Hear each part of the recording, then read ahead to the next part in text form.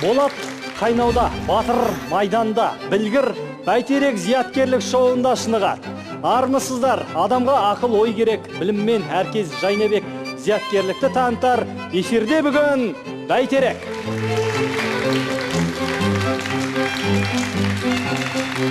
Қымбатты телекөрермендер, бәйтерек білгірлер сайысына келген топтармен таныс болыңыздар. Самғау тобы.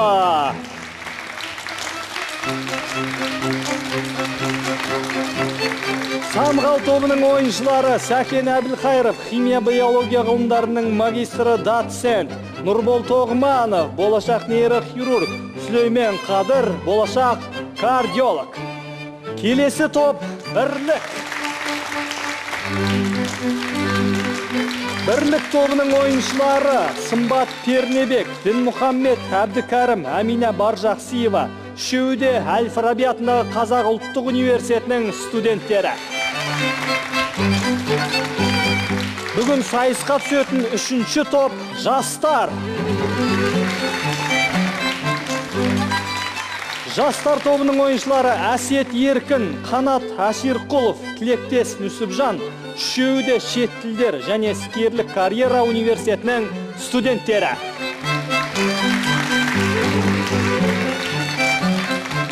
Сонымен қоса бағдарламамызды әуенмен семелдейтін Қазақ шекті аспаптар квартеті.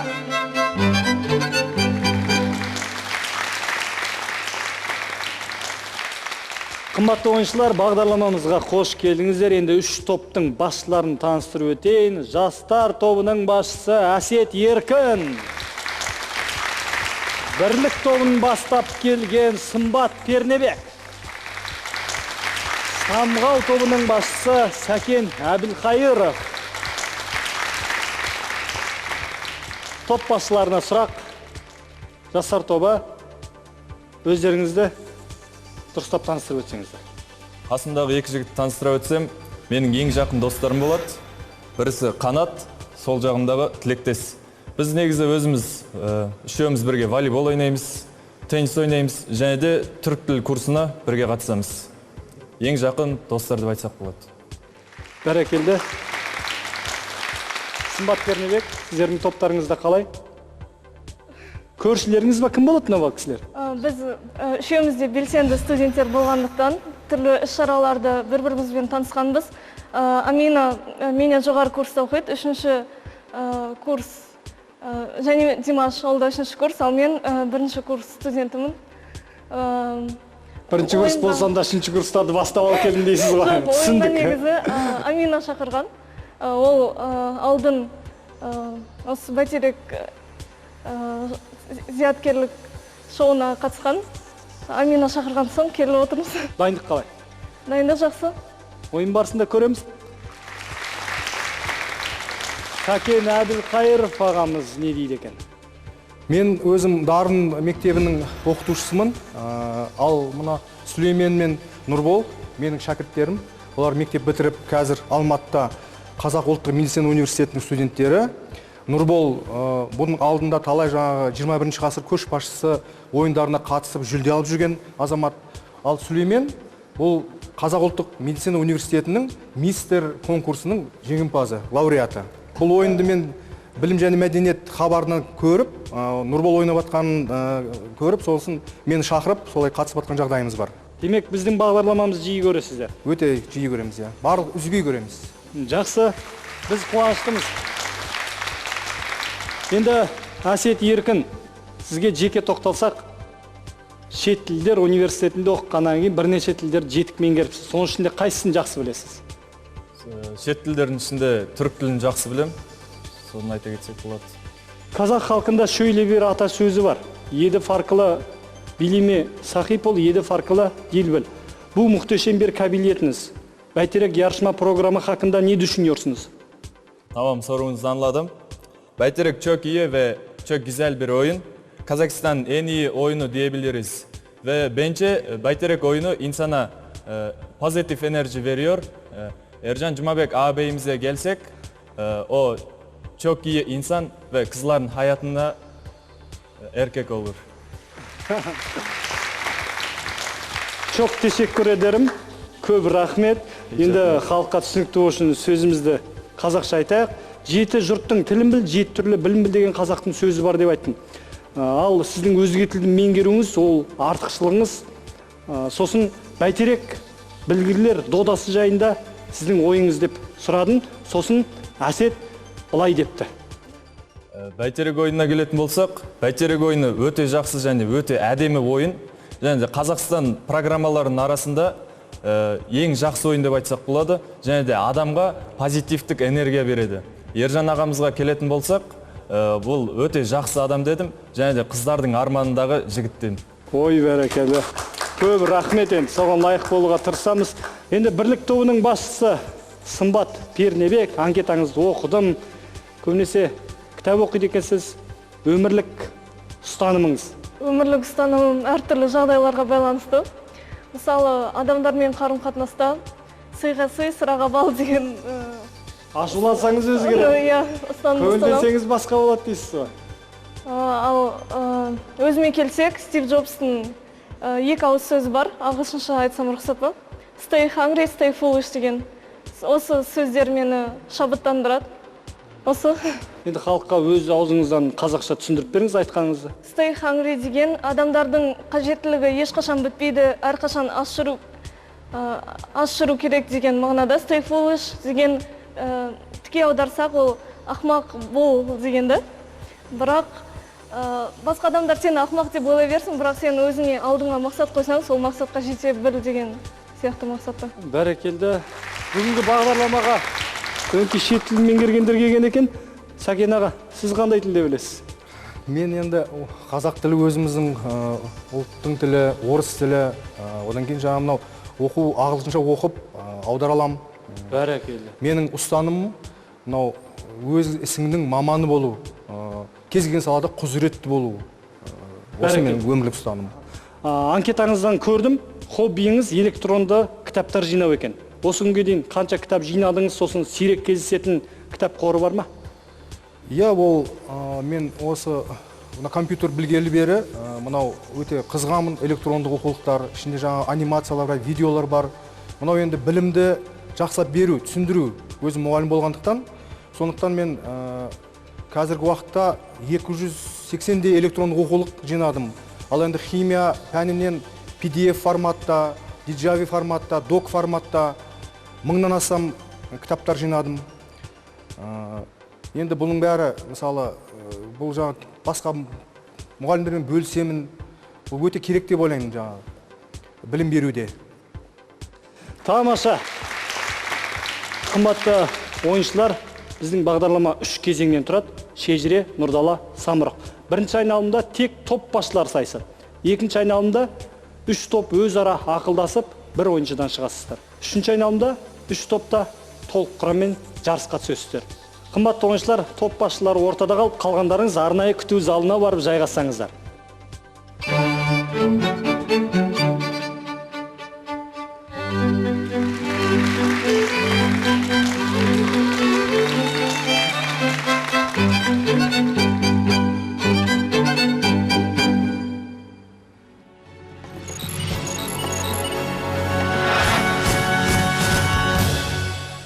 Ұпай берілер сөзіне сенімді 3 жан өзіне. Ортада қалса бастайық. Алғашқы кезең шежіре.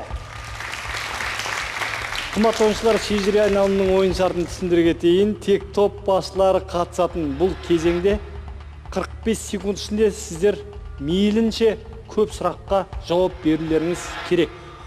Сұрақтың жауабын білмесеңіз, келесі деп маған басқа сауалды оқуға белгі бересіздер. Сосын дұрыс жауабын өзім айтып, келесі сұраққа көшем. Ал сіздердің әр дұрыс жауаптарыңыз 10 ұпайға тең. Ойын шарт түсінікті ғой? Түсінікті. Түсінікті болса бастаймыз. Бірінші болып жауап беретін жастар тобының ойыншысы Әсет. Асеке, болыңыз Басеке. Дайынбыз ба? Дайынбыз. Кеттік онда. Күндіз ғана көрінетін жұлдыз. Таңшолпан. Күн, тыныс алғанда бөлінетін газ. Көмірқышқыл газ. Дұрыс, ұйқыдағы ару балетінің авторы. Келес. Чайковский, парсылар шошақ бөрікті сақтарды қалай атаған? Хаумаварга. Тиграха ұсақтары Финляндияның екінші мемлекеттік тілі. Шет тілі. Дұрыс, Тәжікстанның ақша бірлігі. Келес. Самони. Бір астанасы Претория болатын 3 астанасы бар ел. Грузия. Оңтүстік Африка Республикасы. Карикатуралық суреттермен де танылған 19 ғасырда өмір сүрген қазақ ғалымы. Келес. Уалиханов. Ең күшті желдер қай ғаламшарда соғады? Жерде. Сатурнда. ақштағы Йеллоустоун көлінің атауы қай түспен байланыстырылады? Көк түспен. Сары. Жастар тобының ойыншысы Әсет 10 сұрақтың екеуіне жауап беріп, 20 ұпайды қанжығалады. Келесі кезек екі жігіттің ортасында тұрған нәзік жандымыз Сымбатта. Кеттік. Жанартаулы аралдары көп мұхит. Келес. Тынық мұхит. Қ әрпінен басталып, Қ әрпіне аяқталатын есептік сан есім. 40. Дұрыс. Еуропадағы ең үлкен түбек. Пиреней. Скандинавия түбегі. Тәулік саны 4 жылда бір рет өзгеретін ай. Ақпан. Дұрыс. Түркия парламенті қалай аталады? Келес. Камутай. Кан фестивалінде ең үздік дебют үшін берілетін жүлде. Келес. Алтын камера. Польшаның ақша бірлігі. Келес. Злотый. Қазақтың алғашқы ғұмырнамалық көркем фильмі. Қыз жібек па? Менен сұрап тұрсыз Қыз ба? жібек. Дұрыс жауабы аман келді. Аман келді. Бірлік тобының ойыншысы Сымбат 8 сұрақты тыңдап, екеуіне дұрыс жауап берді. 20 ұпай. Сәкен аға, кезек сізге кеп жетті. Сәнім берсін, Сәкеннің әнім берсін, күләштің дейді ғой қазақ. Рахмет. Сіздің жолыңызды бізге берсін дейміз. Дайындық қалай? Жақсы. Жақсы болса, бастаймыз ба? Алға. Кеттік. Оңтүстік Америкадағы ауданы ең үлкен мемлекет. Чад. Бразилия 5 таңбалы сандардың ең кішісі. 1. 10 мың. Тугрек қай елдің ақша бірлігі? Моңғол. Дұрыс. Судың химиялық формуласы. Ашеко. Дұрыс. Арыстанбаб кесенесі қай облыста орналасқан? Оңтүстік Қазақстан. Дұрыс. Латынның қызметші деген сөзінен пайда болған әскери шен. Келес. Сержант. Аңыз бойынша алғаш би атанған шешен. Майқы би. Дұрыс. Эдельвейс гүлі қай елдің ұлттық символы? Қырғызстан. Швейцарияның. Жаяу жүргіншілердің жүруіне арналған көшенің шеткі бөлігі. Тротуар. Дұрыс. Шай алғаш қай елде өсірілді? Қытай. Дұрыс. Самғау тобының ойыншысы 10 сұрақтың 6-ауына дұрыс жауап беріп, 60 ұпайды еншіледі. Қымбатты ойыншылар, енді жинаған ұпай сандарыңызды қосып айтайын.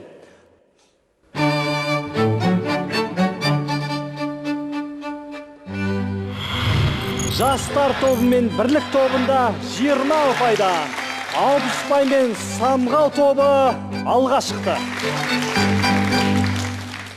Келесі кезеңге кім шығатынын ақылдасып алсаңыздар.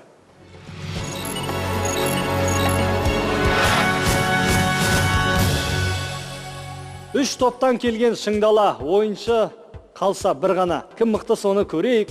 Екінші кезең Нұрдала. Байқаймын, басымды шайқаймын, үш топтың да ойыншылары ауысып кеткен екен. Жастар тобынан ортаға шыққан Қанат Аширқұлов, бірлік тобынан Дінмұхаммед Әбдікәрім, Самғау тобынан Нұрбол Тоғманов. Қанат, анкеталарыңызды жақсылап оқып шықтым. Сіз де бірнеше шет тілін меңгерген екенсіз. Соның ішінде түркше ән салам деп жазып қойыпсыз. Олай болса, бір ән сұрайық. Түркше айтқан кезде сізден bir şarkı istiyoruz. Tamam, ben size anladım. Çok teşekkür ederim. Size şu anda söyleyeceğim Akdeniz akşamları dinleniz. Akdeniz akşamları bir başka oluyor. Hele bir de aylardan Temmuz işe bir başka. Sahilde insanlar kol kola sımsıcak coşmamak elde mi böyle bir akşamda? İşte ben böyle bir akşamda aşık oldum. Бірлік тобының ойыншысы Дінмұхамед Әбдікәрім, сіздің бос уақыттағы хоббиіңіз спортпен айналысу екен, соның ішінде тек қана үстел теннисі.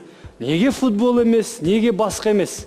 Жалпы футбол бұл жерде біріншіден командалық ойын, ал мен командалық ойынды көбінесе жақтыра бермеймін. Және де екінші себебі үстел теннисі, бұл үстел кішкене болғандықтан ол ойын өте жылдам жүреді. Яғни бұл жерде шапшаңдықты, ойдың ұшқырлығын қажет ететін ойын болып табылады. Сондықтан бұл ойын өзім жалпы қатты ұнайды. Сіз үшін басқа спорт түрінен осы ойнады. Түсінікті. Самғау тобының ойыншысы Нұрбол. Өмір мен өлімнің шекарасында жүретін ақ халатты абзал жандардың тағдыры басқа адамдарға қарағанда ауырлау екенін білеміз. Өйткені жұмыс көп, жүйкеге салмақ түседі. Сіз неге нейрохирург болуды таңдадыңыз? Тамаша сұрақ болды.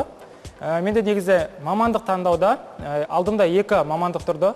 Түркияда менде грант болды техникалық мамандық бойынша, бірақ мен жан қалауым медицинаны қалады. Жастайымнан медицинаға қызықтым, себебі ол салы асқан сабырлықты, мейірбандылықты, қамқорлықты қажет ететін сала.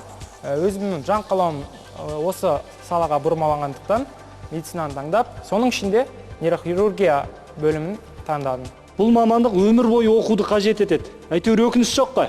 Жоқ, өкініш жоқ. Өмір бойы оқуды талап еткенменен жан қалауың нені істесе, соны жасау керек. Нені қаласа, соны жасау керек. Бәрекелді, тамаша жауап.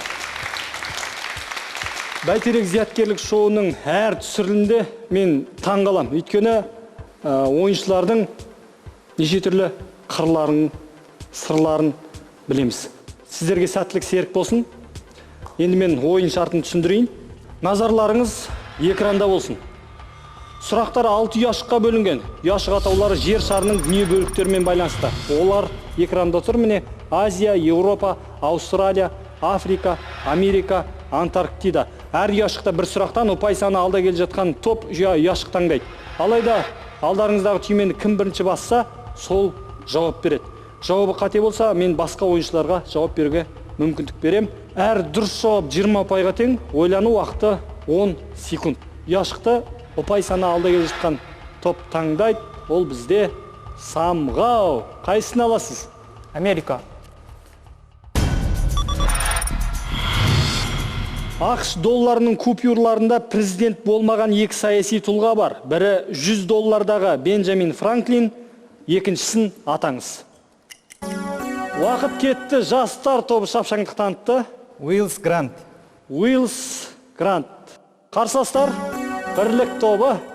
Бұл жауап ақш-тың бірінші қаржы министрі Александр Геммут. Самғау тобы, сіздің жауабыңыз? Александр Гамильтон.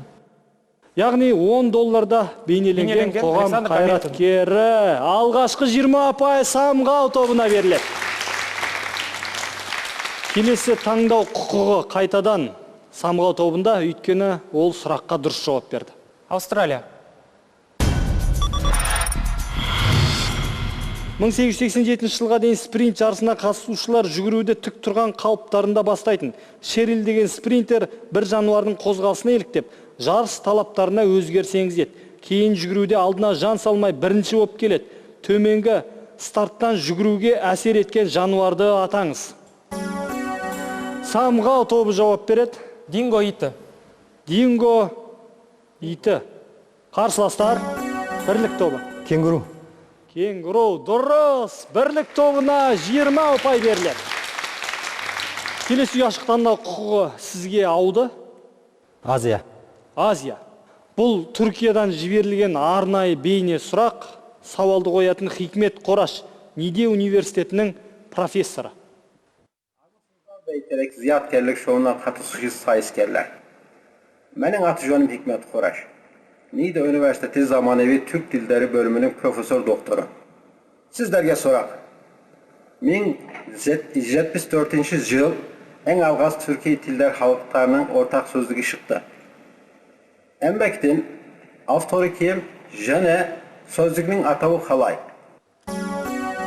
Уақыт кетті, бірлік тобы шапшаңдық танытты. Жауабыңыз? Бұл жаңа түркі тілдерінің сөздігі деп аталған. Бұл жерде жаңа Ахмет Байтұрсыновтың өмірбаянында айтып кеткен осы жерде. Авторы, кітаптың атауы? Авторын есімде жоқ. Қарсыластар, Самғау тобы? Түрік тілдерінің сөздігі 1974 жыл кітап, авторы Сербогян. Жастар тобыны? Мехмет Акиф. Енді жауаптың бұрыстығын экраннан білеміз. Жауабы Махмуд Қашқари, Диван-ы Лұғаты түрк. Яғни Махмуд Қашқари, Диван-ы Лұғат түрк. Келесі категорияны жастар тобының ойыншысы Қанат таңдасын. Еуропа. Алғашқы дүниежүзілік көрме 1851 жылы Лондон қаласында Альберт Ханзаданың бастамасымен өтті. Джозеф Пакстонның жобасы бойынша таза шыны мен болаттан тұрғызылған хрусталь сарай көрмеге қатысушылардың ерекше назарын аударған болатын. Ал бүгінде хрусталь сарайдың тамтығы да қалмаған. Сарайға не болған еді? Уақыт кетті, тоқтатылсын. Бірлік тобының ойыншысы жауап берем дейді. Бұл сарай өртенді. Бұл сарай өртенді. Бірлік тобының жауабы дұрыс, 1936 жылы өртеніп кетті. Ұяшық таңдау құқығы бірлік тобы сізде?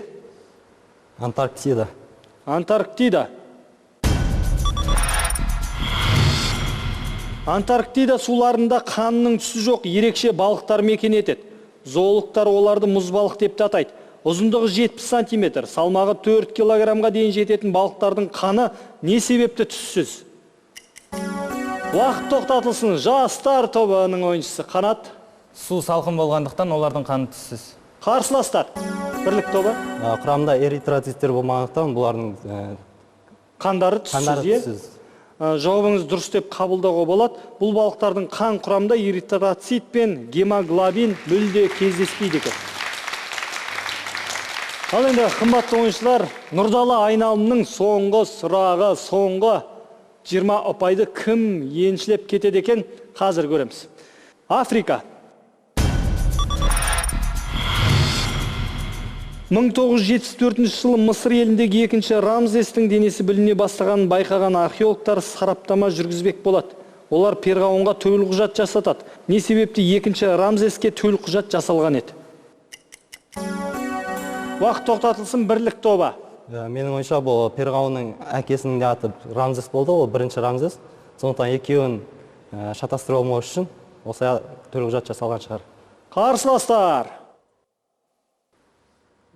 Демек жауап жоқ. Ендеше дұрыс жауапты мен айтайын. Денесін ұшақпен Францияға жеткізуіне байланысты. Қымбатты ойыншылар, осымен Нұрдала айналымы бітті. Жинаған ұпай сандарыңызды айтайын.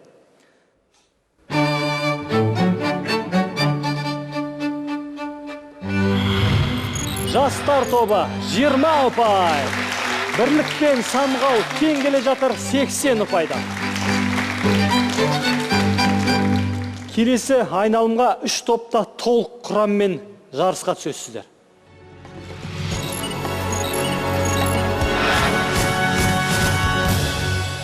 Біліммен шықсаң танылып сайыстың терең, мәні нық 3 топта толық қатысар 3-ші кезең самұрық. Мен ойын ережесін түсіндіріп өтейін. Бұл айналымда да экраннан 6 ұяшық беріледі.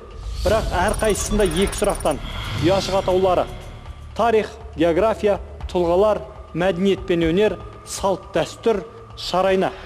Әр дұрыс жауап 30 ұпайға тең, ойлану уақыты 30 секунд. Бірінші болып ұяшық ұпай саны алда келе жатқан топ таңдайды.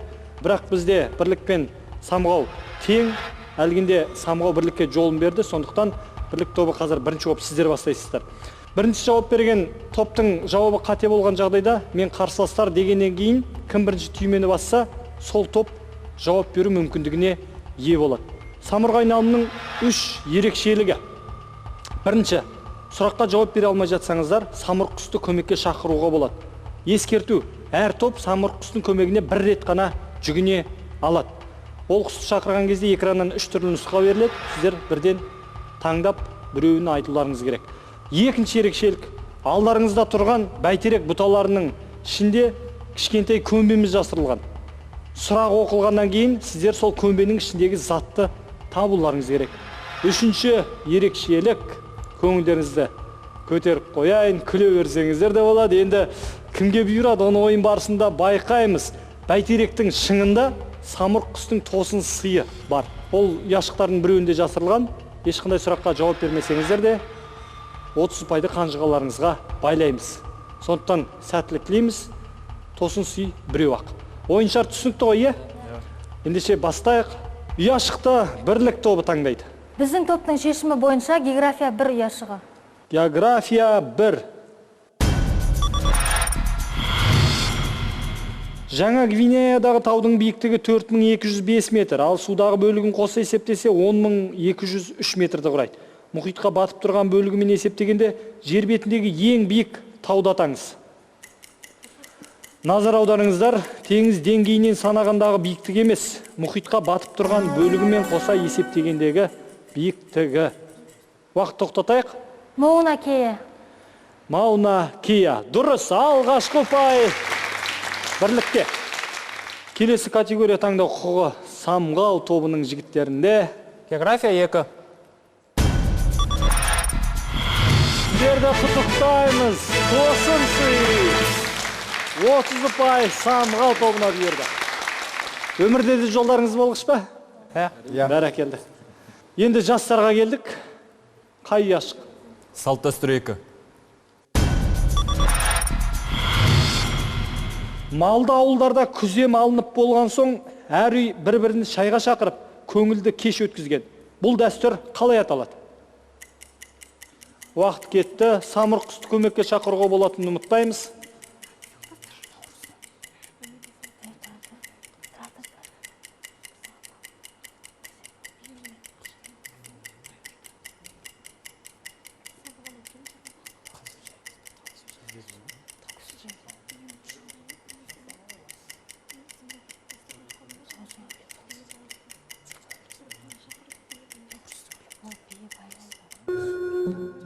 Отыз секунд уақыттарыңыз бітті. Жастар тобы жауап бар ма? Біз наурыз дәстүр деп ойлаймыз. Наурыз дәстүр деп ойлайсыздар, иә? Қарсыластар, самғау тобы. Біздің ойымызша сабан той. Сабан той. Бірлік тобы, айтарларыңыз бар ма? Биобау.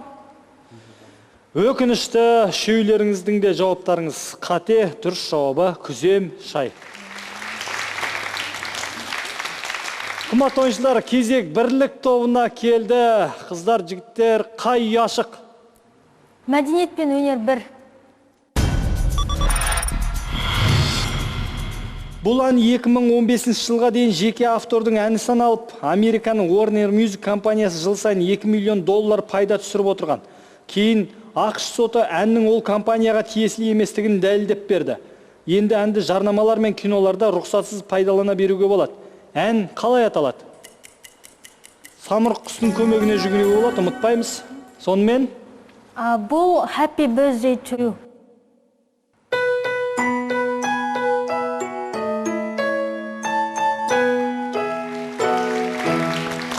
Happy birthday to you. Happy birthday to you. Happy birthday. бәрекелді, бірлік тобына 30 ұпай беріледі. Келесі ұяшық таңдау құқығы самғау тобында. Тарих 1-ші сұрақты таңдаймыз. Бұл сұрақ бәйтерек бұталарының біреуінде жасырылған көмбемен байланысты. Мұқият тыңдаңыздар.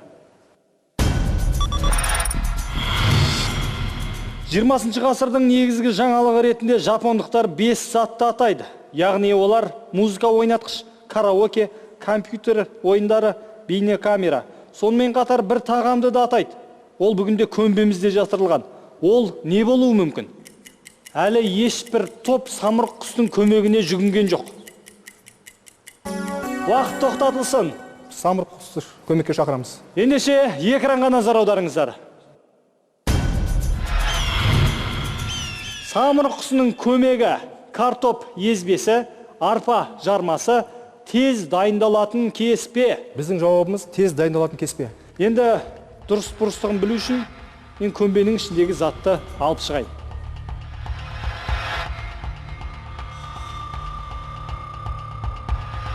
Тез дайындалатын кеспе. Енді ұяшықты жастар тобы таңдайды. Әсет? Біз салт дәстүр бірді таңдаймыз. Салт дәстүр бір. Байбақты Қазыбектің күнтізбесі бойынша Қазақстанның батыс өңіріндегі қазақтар жаңа жылды 14 наурызда тойлайды. Бұл күні ауыл тұрғындары ерте тұрып, елең алаңнан жас үлкен адамдарға сәлем береді. Көрші көлем бір-біріне жасың құтты болсын, жасыңа жас қосылып, ғұмырың ұзақ болғай деп тілек айтатын күн қалай аталады? Уақыт тоқтатылсын, жастар тобы. Біз самұрық құстың көмегіне жүгінеміз. Ендеше самұрық құсын көмекке шақырамыз. Көрсу, амандасу, тілек айту. Көрсу. Дұрыс, көрсу. Қымбатты ойыншылар, самұрық айналымның бел ортасына кеп жеттік. Осы уақытқа дейін жинаған ұпай сандарыңызды айтайын.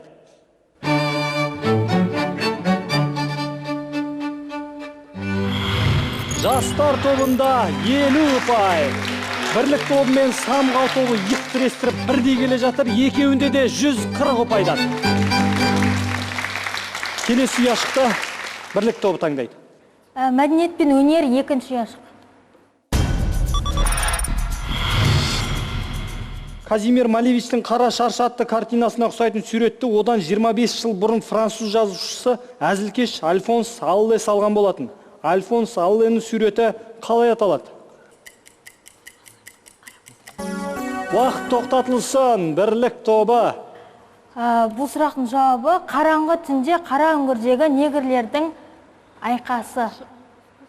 Қараңғы үңгірдегі зәңгілер шайқасы. 30 ұпай бірлік тобына беріледі. Самғау, кезек сіздерге кеп жетті. Тұлғалар бірінші сұрақ.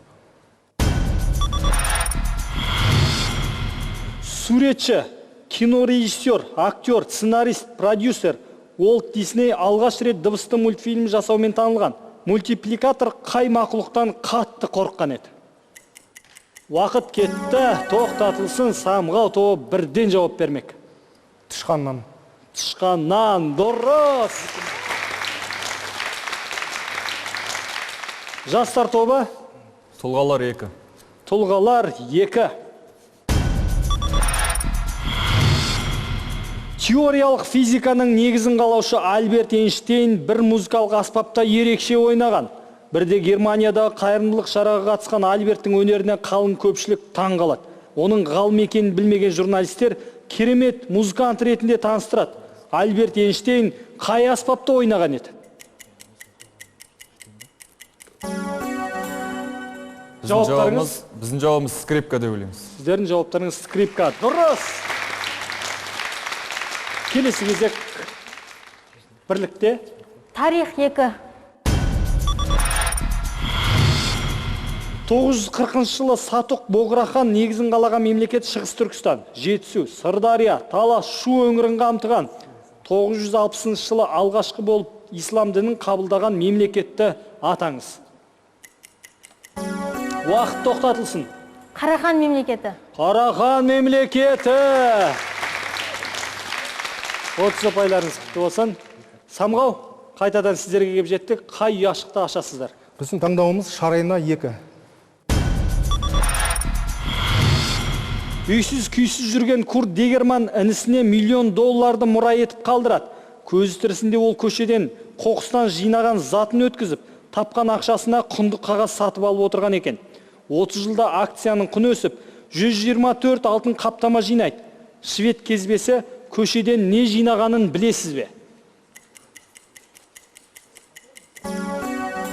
Бірден жауап бермек самғау тобы. Біздің команданың ойынша бұл sıрадан артылған қалбырлар, металл қалбырлар. Қалбыр дейді жаңа sıра құйылған бөтелкелерін өткізген сол я. Қаңылтыр қалбырлар. Самғау тобының жауабы дұрыс. Қымбатты ойыншылар, жастар тобы, соңғы сұрақ сіздерге бұйырды. Ең көп кино өнімін сататын елдердің үштігіне Үндістан, Нигерия мен ақш енеді. ақш кино индустриясының орталығы Голливуд. Үндістанның кино орталығы Болливуд саналады. Нигерия елінің кино орталығы қалай аталады?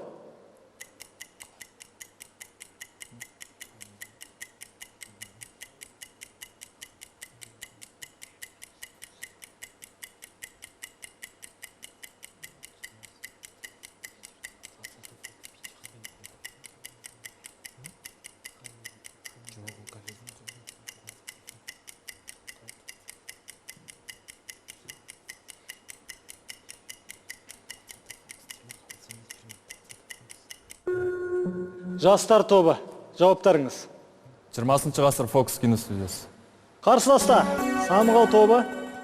Пәкістанда Голливуд, Нигерияда Нолливуд. Дұрыс, Самғау тобына 30 ұпай берілді.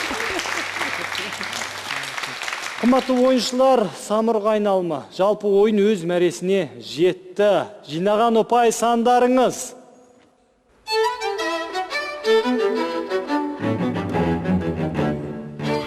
Жастар тобы 80 ұпай. Бірлік тобында 170. Жастар тобының сұрағына жауап беріп, соңғы минуттарда алға озып шыққан Самғау тобында 200 ұпай. Бәрекелді, сіздерді құттықтаймын. Бүгінгі ойын өте тартысты болды. Жастар тобы сіздерге сәттілік тілеймін. Ал Бірлік пен Самғау өте керемет ойын көрсеттіңіздер. Өздеріңізге қарап, мен бір от пен судың, ақ пен қараның тартысын көргендей болдым. Сондықтан тек қана жолдарыңыз болсын. Самғау тобы, жеңістеріңіз ұзағынан сүйіндірсін. Сіздерді ортаға шақырамыз. Қымбатты телекөрермендер, Самғау тобына арнайы кітап дүкені желісінің ақшалай сертификатын табыс етіп, айлық кезең ойынына шақырамыз. Ең бастысы Қазақстан зияткерлер клубының мүшелігіне қабылданды.